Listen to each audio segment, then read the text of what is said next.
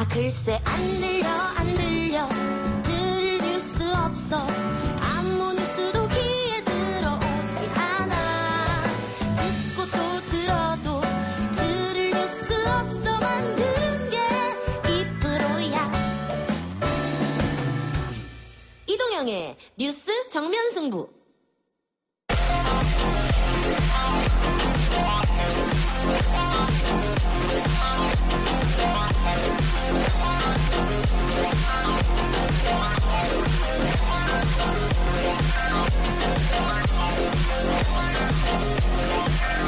YTN 뉴스 FM 이동희 뉴스 정면승부 3부 시작합니다. 오늘 나온 뉴스들을 언박싱해드리는 기자 언박싱. 오늘은 헤럴드 경제 배도원 기자 나왔습니다. 어서 오십시오. 안녕하십니까. 예, 이제 선거 하루 남았네요. 예. 막판 표결지를 위해서 여야가 총력전을 하고 있겠죠? 예, 그렇습니다. 일단 여당인 더불어민주당은 이번 총선을 코로나19 사태에 따른 국난 극복 선거로 규정을 하고 앞으로 이제 코로나 시국에서의 원활한 국정 운영을 위해서 여당이 안정적 의석을 갖춘 일당이 돼야 된다는 점을 강조를 했습니다. 민주당 지도부들도 일제히 오늘 이 같은 취지의 발언을 쏟아냈는데요. 이해찬 대표는 오늘 더불어 시민당과의 합동선거대책위원회 회의에서 이번 총선은 코로나19 국난과 다가오는 경제 위기를 어떻게 극복할 것인가를 결정하는 선거다라면서 민주당과 시민당 지지를 호소했고요. 이낙연 코로나19 국난 극복 대책위원장도 코로나19로 인한 각종 경제 위기에 효율적으로 대처하기 위해선 안정적인 국정 운영이 절실하고 민주당이 안정적 의석을 확보하는 것이 필요하다라고 말을 했습니다. 아무래도 전례 없는 위기 상황인 만큼 집권당이 힘을 실어줘야 이를 잘 헤쳐나갈 수 있다는 메시지로 표심을 호소하는 모습입니다. 미래통합당이 며칠 전까지만 해도 샤이 보수층이 있다. 우리가 선거에서 이긴다. 이렇게 했다가 며칠 전부터 좀 바꾼 것 같아요. 선거 전략을. 그렇죠. 100석도 힘들다. 80석이 위태롭다. 읍소 전략으로 바꿨죠. 예, 위기감을 강조하면서 보수를 결집시키려는 것 같은데요. 일단은 그렇게 미래통합당이 나오면서 여권에서도 좀 역풍이라고 할까요? 이제 일각에서 범진보 180석 발언 이런 게 좀 논란이 됐었는데 5만으로 비춰줄 수 있다 이 말이에요. 5만 프라임에 대해서 경계하는 발언도 나왔습니다. 이게 사실 해당 발언을 했던 유시민 노무현재당 이사장은 이게 민주당뿐만 아니라 범진보를 다 합친 거고 그런 취지가 아니었다라고 설명을 했지만 어쨌든 민주당도 이 발언에 펄쩍 뛰었었고 지켜보는 사실 국민들 입장에서도 여당이 좀 승기를 잡았구나. 압승하는 거 아닌가 이런 생각이 이제 들 법했거든요. 그래서 이런 이제 통합당에서도 100석도 힘들 것 같다 이런 발언도 나오고 이러다 보니까 이런 5만 프레임을 경계하면서 내부 분위기를 다독이는 발언도 민주당에서 오늘 나왔습니다. 이인영 원내대표가 과시는 금물이며 교만은 독이자 패망의 지름길이라고 분위기를 좀 다잡은 건데요. 실제로 이제 역대 선거를 보시면 다들 아시겠지만 우리 국민들이 또 기가 막히게 견제와 균형을 또 만들어 내왔었거든요. 그래서 한쪽에서 좀 이르게 샴페인을 터뜨리는 것처럼 보이면은 분명 약자가 될 수 있기 때문에 선거운동 마지막 날 민주당이 조심스럽게 자세를 낮춘 모습입니다. 예, 소수 정당들은 어떤 메시지를 내놨습니까? 예, 지금 이제 민생당과 정의당, 국민의당까지 총 5당이 이제 좀 주요 플레이어인데 이들은 이제 아무래도 두 거대 양당의 위성정당 창당을 비판하면서 양당을 모두 견제하는 차원에서 제3지대 정당에 힘을 실어달라고 호소를 했습니다. 아까 일부에 나오셨던 손학규 민생당 상임선대위원장은 기자회견에서 오만한 친문정부와 집권 여당이 정신 차리라는 뜻으로 민생당에 한 표를 달라라고 했고 정의당의 심상정 대표는 같은 말이죠. 선거제 개혁이 거대 양당의 꼼수 위원정당으로 왜곡됐다 하면서 정의당을 교섭단체로 만들어달라고 호소를 했습니다. 그다음에 2주간 국토대종주를 마친 국민의당 안철수 대표는 자신의 페이스북에 글을 올렸는데요. 그래서 이번 선거가 현 정권에 대한 중간평가라고 규정을 하면서 문재인 정권은 코로나19 이후 시대를 이끌고 갈 비전과 능력이 없다면서 비판을 하면서 국민의당 지지를 호소를 했습니다. 예, 깜깜이 기간 들어가기 전에 나왔던 여론조사를 취합해서 분석해보면 어쨌든 여권이 지금 우세한 상황이고요. 맞습니다. 여당, 야당 판세 분석하는 것도 자체적으로 분석해도 여당이 좀 우세하게 나오고 있는 실정이지 않습니까? 그렇게 보고 있죠. 선거가 이제 하루밖에 안 남았는데 지금 뭔가 변수가 될 게 있을까요? 현재까지 새로운 큰 변수가 있어 보이지는 않는 상황인데요. 북한이 오늘 순항미사일로 추정되는 발사체 수발을 쏜 것이 변수라면 변수가 될 것 같습니다. 합동참모본부가 북한이 오늘 아침 강원도 문천 일대에서 동해상으로 단거리 순항미사일로 추정되는 발사체 수발을 발사했다고 밝히면서 예. 북한의 추가적 군사 동향을 예의주시하면서 확고한 대비태세를 유지하고 있다라고 밝혔는데요. 사실 이번 총선에서는 이제 코로나19 시국이다 보니까 이른바 북풍이 거의 나오지 않았었죠. 예. 그래서 이제 일반적으로는 선거 전에 북한의 미사일 발사 같은 이슈가 나오면은 보수 세력이 결집하는 현상이 나오고 반대로 이제 남북 화해 무드나 그런 이벤트가 벌어지면 진보 진영에 유리한 결과를 낳았었는데요. 그럼에도 이제 북한이 미사일을 쏜 게 올 들어서만 5번째고 지난달 29일에도 초대형 방사포를 쐈었거든요. 16일 만에 또 쏜 건데 뭐 총선에 또 하루 우리 기준에서는 우리 총선 하루 전이지만 북한 김일성 주석의 생일이 또 내일이에요. 태양절이라고 하죠. 예. 그래서 이제 좀 아무래도 약간 의례적이고 일상적인 미사일 도발에 대해서 사실 이제 우리 국민들이 별로 동요하지 않는 경향이 있잖아요. 뭐 이게 꼭 좋은 건지는 모르겠습니다만. 코로나19 사태 중에서도 몇 번 미사일 발사했습니다만 아무런 관심을 끌지 못했으니까요. 그렇죠. 뭐 이제 그럼에도 하루 전이다 보니까 이번 미사일 발사가 우리 국민들의 뭐 안보 불안을 얼마나 자극할지 뭐 선거 표심에 어떻게 영향을 미칠지 좀 지켜봐야 될 것 같습니다. 알겠습니다. 자, 자가격리 중인 이 자가격리자들의 투표를 어떻게 할 것인가. 예. 지침이 나왔죠? 예. 그렇습니다. 기침이나 발열 등의 의심 증상이 일단 없어야 되고요. 중앙재난안전대책본부에 투표 의사를 사전에 밝힌 분들에 한해서 또 일반 유권자와 시간과 동선을 구분해서 투표를 하게 됩니다. 시간은 이제 일반 유권자들 투표가 끝나는 시간이죠. 오후 6시부터 가능하고요. 근데 이제 6시 넘어서 오면 또 안 됩니다. 법적으로 6시 이전에 와서 기다리고 있다가 6시부터 땡치면은 투표를 할 수 있게 됩니다. 그래서 뭐 자가격리자를 위한 전용 기표소도 마련이 되는데 동선 자체도 일반 유권자랑 마주치지 않도록 동선을 구분했다라는 게 정부의 설명입니다. 그다음에 이제 뭐 다들 아시겠지만 투표를 마치고 나서는 거주지로 즉시 돌아와야 됩니다. 뭐 오후 7시까지 복귀해야 된다고 하는데 사실 이미 자가격리자들이 이탈한 사건이 계속 발생하고 있고 뭐 사우나랑 식당 갔던 60대 남성이 구속영장 심사까지 받은 상황인데요. 뭐 딱 지침대로 투표만 하고 자가격리자 유권자분들은 집으로 돌아가시는 게 좋을 것 같습니다. 예. 어쨌든 참정권은 국민의 소중한 권리니까. 그렇죠.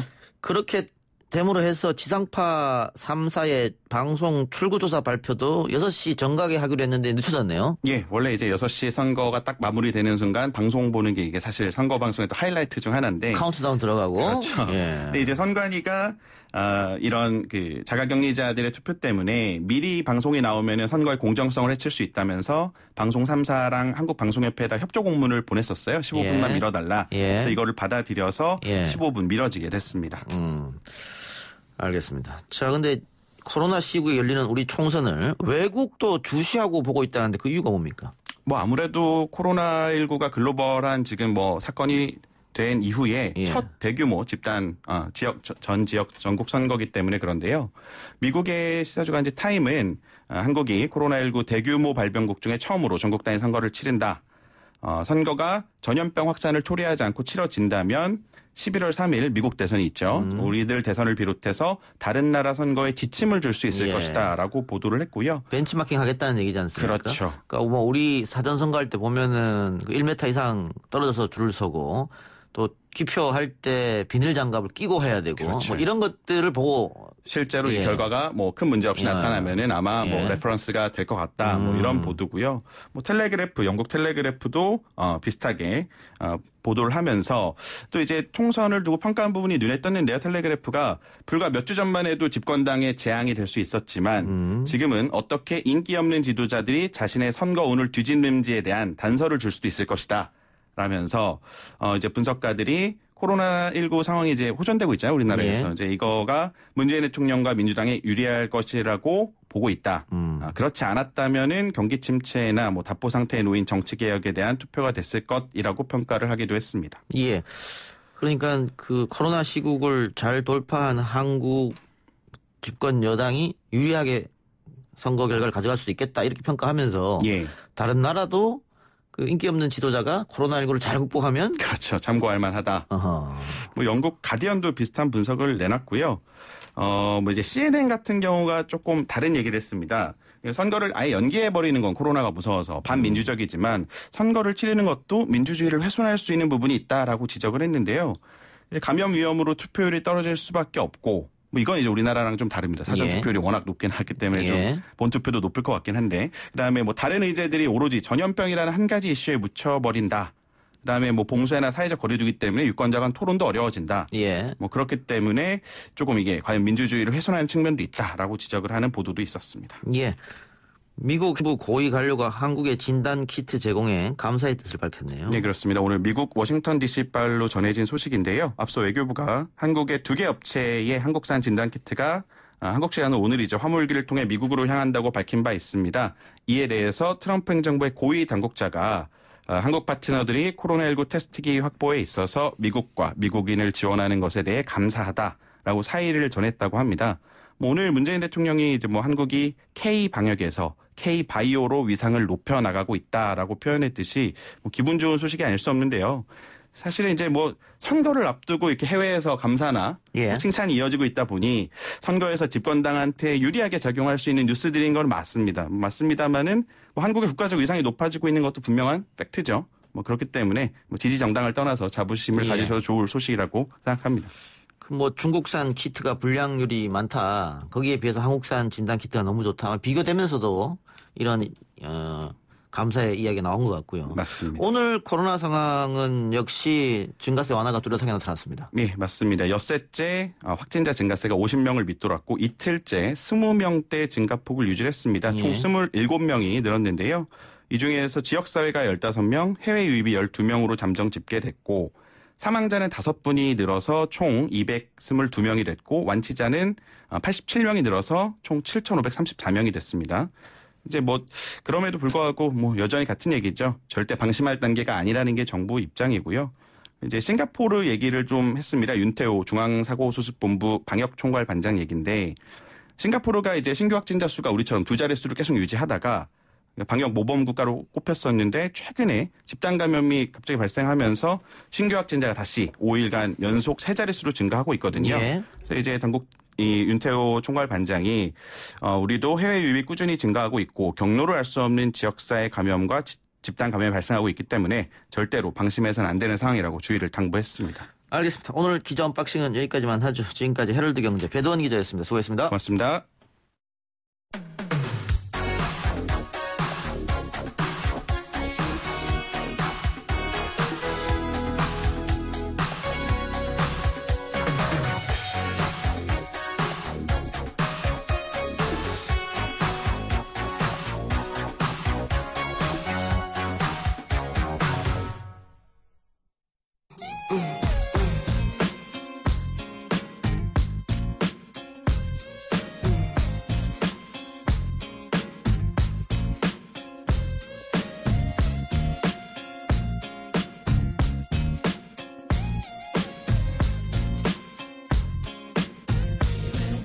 이번에는 경제 이야기 해보겠습니다. 경제 베스트 라이너 박연미 경제평론가 나왔습니다. 어서 오십시오. 안녕하세요.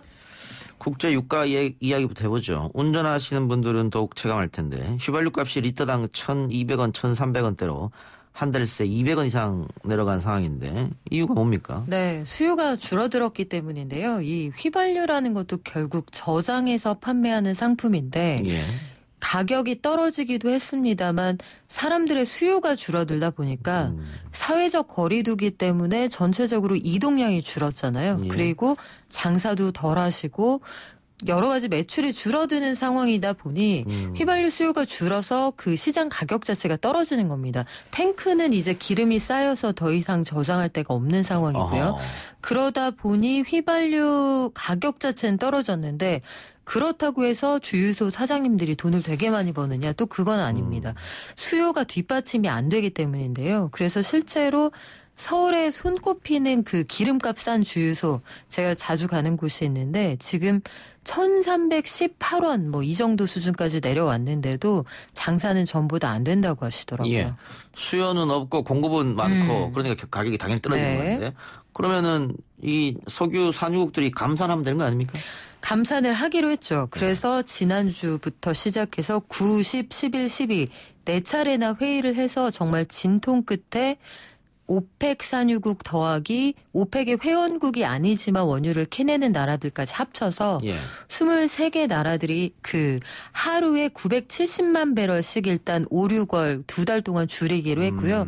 7월부터는 감산 양 자체는 좀 줄어듭니다만 2022년까지 쭉 감산량을 줄여가면서도 어쨌든 감산 기조는 유지를 하기로 했습니다. 근데 이게 약발을 좀 안 받는다 이런 생각이 드는 게 실질적으로 코로나19 사태 확산 이후로 전 세계 일평균 수요량이 한 2,000에서 2,500만 배럴 정도 줄어들 것으로 예상이 되거든요. 그런데 감산 합의한 양은 1,000만 배럴이 안 된단 말이에요. 당초에 9일 회의에서는 결국 오보가 됐습니다만 일간 2,000만 배럴까지 줄이자 여기에 합의가 되었었는데 멕시코가 여기에 어깃장을 놓으면서 딜이 깨져버리거든요. 결국 970만 배럴이라는 애매한 숫자가 나온 것도 멕시코의 40만 배럴씩 하루에 줄였으면 좋겠다 이렇게 얘기가 나왔는데 우린 그렇게 못하고 하루에 10만 배럴만 줄이겠다 이렇게 얘기가 정리가 됐고요. 그 비오펙 회원국 가운데 미국 같은 나라들은 구체적으로 얼마나 감산할지 목표량을 제시하지 않고 빠져나갔습니다. 협상판을 깨지 못하도록 압력만 넣고요. 그래서 결국은 이런 것들이 맞물려서 시장이 기대하는 만큼 감산량이 정해지지 않았기 때문에 이게 국제유가를 끌어올리는 데 충분히 영향을 주지 못한 것 같습니다. 예. 말씀하신 대로 뭐 공장은 안 돌아가고 비행기도 안 뜨고 자가용 운전 안 하고 뭐 이러다 보니까 기름을 안 쓰다 보니까 가격은 자꾸 떨어지는데 그 석유화학 업체들 같은 경우에 이게 원료를 갖고 와서 뭐 정제한 다음에 또 수출하는 거잖아요. 그러면은 가격이 원자재가 싸지니까는 더 좋은 거 아닙니까? 근데 이게 시차가 있어요. 일단 두 가지 문제가 있는데 원유라는 게 오늘 주문한다고 내일 배달되는 게 아니잖아요. 보통은 이게 원유 시장에서 선물 거래를 하면 2달 정도 배 타고 들어오거든요. 들어오는 기간에 국제유가가 변하면 그 손실 혹은 그 이익이 그대로 반영이 됩니다. 그래서 정유사들이 탱크에 가지고 있는 원유 자체가 지금 평가 손실이 나고 있는 상황이고 두 번째로는 시장에서 기름을 쓰고자 하는 공장, 개인 전체적으로 특히 항공기 같은 거, 항공유 같은 것들이 남아 돌기 때문에 원유 가격보다 이걸 정제해서 판매하는 2차 상품 가격이 더 떨어지는 역전 현상이 나타나고 있어요. 3월 넷째 주부터 4월 둘째 주까지 이른바 정제 마진이라고 하는 상품 가격에서 원유 가격을 뺀 그 값이 마이너스를 기록을 하고 있습니다. 정유사 입장에서는 정제해서 팔면 팔수록 손해이기 때문에 궁여지책으로 지금 하고 있는 게 공장을 덜 돌리는 거예요. 그러니까 정기적으로 공장의 어떤 가동 상태나 기계 장치를 점검하는 시점을 앞으로 당김으로써 인위적으로 공장 가동률을 15%에서 20% 정도 낮추는 수준인데 이거 가지고도 이제 한계가 있는 겁니다. 더 이상 남아도는 기름을 저장할 데가 없어서 정부에 적극적으로 비축유를 좀 사달라 이런 지경까지 이르러 있죠. 그래서 일각에서는 디플레이션 이야기도 나오더라고요. 디플레이션을 얘기하기는 저는 조금 일러 보이는 게 일단 코로나19 사태가 지금은 우리가 50명 아래에서 확진자가 계속 관리가 되고 있는 상황이잖아요. 그리고 아주 조심스럽게 예상을 해보면 해외의 어떤 나라보다도 우리나라가 코로나19의 어떤 그 확산세를 좀 빨리 잡아갈 것으로 예상이 되는데 그렇다면 하반기에 우리가 그동안 좌절했던 것보다는 경제 활동이 재개되는 시기가 좀 일러질 수가 있거든요. 지금 온라인 구매를 하면서 식료품 가격 이런 것들은 꾸준히 계속 올랐어요. 1월, 2월, 3월에 전년 동월 대비 소비자 물가 상승률이 계속 1%대가 유지가 됐습니다. 근데 잘 기억해 보시면 지난해에 우리가 저물가 우려가 많았단 말이에요. 그리고 그 앞서서도 이러다가 디플레이션 오는 거 아니야 했는데 그때도 일시적으로 농산물 작황이 좋았다 이런 얘기가 있었거든요. 지금 상황도 보면 석유류 가격이 너무 기록적으로 떨어져 있는 상황이기는 한데 이 상황이 언제까지 지속될 거냐에 따른 문제이겠습니다만 온라인으로 식품 구매 같은 것들 많이 하면서 식료품 물가 이런 것들은 꾸준히 올라가고 있는 상황이고 쟁여둘 수 있는 가공식품의 가격도 계속 올랐거든요. 그렇다면 디플레이션을 얘기하기는 약간 일러 보여요. 이게 코로나19 사태가 어느 정도 정리되고 친구들이 이제 다시 학교를 가기 시작하면 급식을 통해서 이루어지는 학교를 중심으로 한 경제활동이 굉장히 크거든요. 네. 이런 것들도 재개가 될 거고요. 디플레이션은 한 5월 지나서도 우리가 코로나19 때문에 발이 묶여있다. 그러면 그때쯤 다시 한번 심도 있게 고민해 볼 문제였습니다. 네. 지금은 조금 이런 판단이 네. 아니냐. 예. 부동산 이야기 이어가 보겠습니다. 강남 3구에 이어서 마포, 용산, 성동구 집값도 떨어진다. 네. 이게 그 사실과 진실을 보셔야 돼요. 일단 사실만 놓고 보면 4월 첫째 주 기준으로 서울 아파트 가격은 한 주 전보다 0.04% 떨어졌습니다. 예. 그 앞서서 3월 넷째 주에도 0.02% 떨어졌으니까 서울 아파트 가격이 41주 만에 추세적 하락세로 전환된 이후에 하락폭이 커지고 있는 건 맞습니다. 그리고 강북 집값을 앞장서서 끌어올렸던 마포 용산구 가격도 각각 0.04%씩 떨어진 게 맞는데 문제는 뭐냐면 이게 체감이 안 되는 거예요. 앞서서의 부분이 사실의 영역이라면 이제 진실의 영역으로 들어가 보자면 마포구나 용산구에서 좀 저렴하게 팔렸다 이런 집들은 소수의 되게 비싼 집, 뭐 38억 하던 게 29억으로 급매물이 나왔다. 이런 거 뭐 대부분의 서민들에게 와닿는 얘기가 아니란 말이에요. 그리고 용산구 서빙고동의 그 대형 아파트가 27억에 팔리던 게 24억에 팔렸다. 이 대다수 서민들한테는 와닿지 않는 얘기고 또 한 가지가 최근에 거래된 매물을 보면 지난해에 그 로얄층에서 팔렸던 집의 가격하고 최근 거래 매물은 1층에 비교적 비인기동의 비인기층이 팔렸단 말이에요. 그러면 가격 차이가 좀 있긴 있습니다만 이걸 그 동네의 집값이 체감하는 정도로 떨어졌다고 볼 수 있느냐. 그러니까 샘플에 문제가 있다 이런 주장도 나올 수가 있거든요. 아직까지는 그래서 사람들이 집값이 확실히 작년보다 떨어졌다 이렇게 보기엔 좀 이른데 서서히 구매 심리가 하락해서 집값이 좀 떨어져 가는 건 맞다. 그런데 체감할 정도의 하락세는 아직 나타나지 않았고 다만 코로나19 사태가 장기화될 경우에는 남의 집에 집 보러 가기가 좀 꺼림칙하단 말이에요. 그리고 집을 내놓는 분들도 누가 올지 모르기 때문에 집 보여주기가 좀 탐탁지 않다고요. 이런 상황이 길어진다고 하면 집값이 눈에 띄게 좀 떨어질 수도 있다. 네. 근데 어쨌든 뭐 곡선이 낮긴 하지만 추세적으로는 조금씩 떨어지는 분위기지 않습니까? 일단 꺾였죠. 예. 이게 물론 코로나19 영향이 가장 클 테고 정책의 효과도 있을 테고 왜냐하면 특히 서울 같은 경우에는 세금 부담이 있죠. 세금 부담도 있고 대형 평수 같은 경우 15억이 다 넘어갈 텐데 15억 이상은 대출이 10원도 안 나온단 말이에요. 그렇죠. 그러면 수요가 많이 떨어지고. 그러니까 매매 자체가 지금은 거의 안 되고 있어요. 그래서 금매를 내놔도 뭐 안 팔린다는 얘기도 있고. 그러니까 뭐 그 꽃이 몇 송이 피었다고 봄일 거냐 이거는 아직 모르겠다. 그런데 기온 자체가 올라가고 있는 건 맞다. 이렇게 보시면 될 것 같습니다. 알겠습니다. 자, 이 사상 초유의 기준금리 0%대인데 이 금리를 내리면 부동산 시장이 또 출렁거리는데 이번에는 전혀 영향이 없는 것 같아요. 네. 첫 번째는 대출이 안 되잖아요. 돈을 꿔줘야 영향이 있는 건데 은행 가면 대출이 웬만하면 다 안 되니까 부동산 시장이 불안해지려면 일단 자본력이 뒷받침돼야 되는데 그게 안 되고요. 또 한 가지는 장기간 추세적으로 자산 가격이 좀 떨어질 것으로 보는 사람이 많으면 당분간은 전세로 살면서 시장을 좀 지켜보겠다 이런 분들이 많을 거고 더 떨어질 건지 아니면 그러다 말 건지 집주인 입장에서는 역시 이른바 간을 보게 될 테니까 지금은 수요자 입장에서도 그 매도자 입장에서도 시장에서 치열한 눈치 싸움을 벌이고 있는 그런 상황입니다. 예. 네. 그 완만하게 떨어지는 모양새니까 무주택자들은 조금 더 기다려야 됩니까? 무주택자는 늘 지금이 적기예요. 항상 왜냐하면 내가 1주택 실수요자다 하면 집값이 크게 상승하고 하락하고 이게 별 관계가 없거든요. 제가 늘 말씀드리는데 집값이 올랐다. 우리 동네 아파트 가격이 뭐 억대로 올랐다고 하더라. 그럼 들으면 기분 좋은데 팔아서 현금화하지 않으면 아무 소용이 없어요.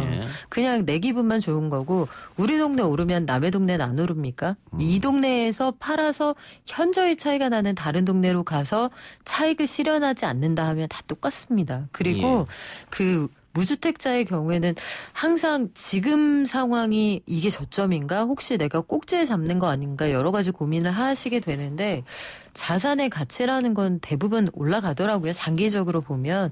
그래서 반드시 집이 필요하신 분이다 하면 사정이 맞는다. 대출의 규제 이런 것들과 본인의 어떤 자금력이 맞는다 하시면 뭐 전 지금 나쁘지 않다고 봅니다. 알겠습니다. 자, 미국에서 실업급여를 신청한 사람들이 3주 만에 1,700만 명이 넘었다고 사상 최대라고 합니다. 그렇죠. 그런데 코로나 때문에 그런 건데 우리도 뭐 별반 다르지 않다. 네, 우리도 상황이 좀 어렵습니다. 지난달에 그 실업해서 구직급여를 새로 신청하신 분들이 15만 6천 명, 1년 전 같은 달보다 25%가 늘었는데요. 2009년 세계 금융위기 이후로 증가폭이 가장 큽니다. 총 인원수도 가장 많고요. 구직급여 지급액도 9천억 원에 달해서 이게 금액 기준으로도 사상 최고치를 갈아치웠는데 고용보험에 신규로 가입한 사람, 그러니까 새로 일자리를 잡은 사람의 숫자는 16년 만에 가장 낮았습니다. 이게 그 업종별로도 눈에 띄게 드러나는데요. 특히 음식, 숙박업, 도소매업, 우리가 어려울 거다 예상했던 그 부분이 상당히 취약한 것으로 나타나 있습니다. 예. 그래서 문재인 대통령도 고용 부분에 특단의 대책을 주문한 상태인데 긴급 재난지원금 지원만으로는 한계가 있을 테고요. 이 자영업자와 특수고용 노동자 그리고 프리랜서, 우리 박 평론가도 프리랜서잖아요. 그렇죠. 저는 일용직이죠. 네. 이 정부가 고용대책 세울 때 이런 분들을 중심으로 좀 해야 될 텐데. 네, 일단 저는 제가 한번 열심히 해보고요. 저보다 더 힘드신 분들한테 먼저 지원이 갔으면 좋겠는데 이른바 특고라고 하는 이 특수고용직 노동자들을 위한 제도가 있어요. 복지부가 가지고 있는 긴급 복지지원법상의 그 위기 상황을 판단하는 기준이 있는데요. 이 기준을 일시적으로 좀 완화를 해서 특고라고 불리는 분들 4인 가족 기준으로 최대 6개월까지 월 123만 원씩 받을 수 있는 제도가 있거든요. 이 제도를 꼭 기억을 하셨다가 신청을 해보시면 좋을 것 같고 이 고용 문제에 대해서는 우리가 당분간 마음을 좀 단단히 먹어야 하는 게 제가 앞서 말씀드렸던 내용은 2월에 실직이 반영된 3월의 내용이잖아요. 근데 3월 그러니까 본격적으로 사회적 거리두기가 시작된 3월의 고용지표는 17일에 나옵니다. 그리고 그 중국의 1분기 GDP 성적도 역시 17일에 발표가 되는데 이게 어떻게 나오느냐에 따라서 금융시장이 다시 한번 흔들릴 수가 있고 3월 상황은 2월보다 더 나쁠 수가 있죠. 31번째 확진자가 2월 18일에 발생을 했으니까 그 전과 후로 코로나 국면이 완전히 달라졌단 말이에요. 그러니까 그 상황을 두루두루 고려할 때 우리가 3월 지표는 마음을 좀 단단히 먹고 봐야겠구나 이런 생각을 해볼 수 있습니다. 예, 뭐 4월달 수출도 많이 떨어졌다고 하는데 좀 지켜봅시다. 알겠습니다. 박연미 경제평론가 이야기 오늘 여기까지 듣겠습니다. 수고하셨습니다. 고맙습니다. 3부 순서 마치고요. 4부 김원경, 미련년 공동대표와 함께 돌아옵니다.